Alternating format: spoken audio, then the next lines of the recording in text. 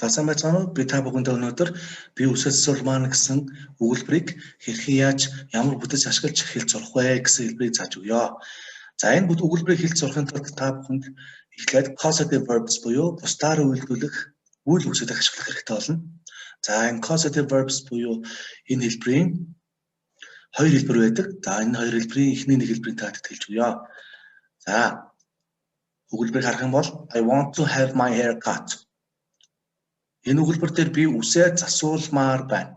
Би үсээ засуулахыг хүсэж байна гэж орж болох нь. Тэрнээс биш би өөрөө үсээ засах, би өөрөө үсээ засах гэж байгаа юм бол биш байх нь.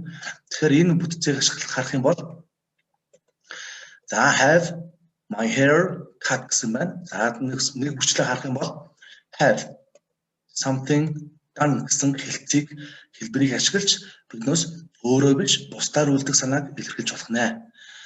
За дахиад нэг жишээ харах юм бол I have my hair cut. За энэ өгүүлбэр дээр харах юм бол уртлын өгүүлбэрээс нэг ялгаа байхгүй, ганцхан want to гэсэн үг нь байхгүй болсон байна. Хүслийг илэрхийлэх. Тэр нь байхгүй болсноороо юу гэж орчуулах вэ гэхээр би үсээ засуулдаг гэж орчуулах нэ. Би өөрөө үсээ засдаг биш засуулдаг. Бусдаар үлдэх хэлбэрийг илэрхийлж, санааг илэрхийлж.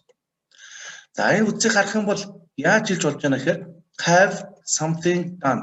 Яг дээрхтэй адилхан have something done гэсэн бүтцийг ашиглаж бүгдөө өөрөө биш бусдаар үйлдвэрлэх санааг илэрхийлж болох нэ.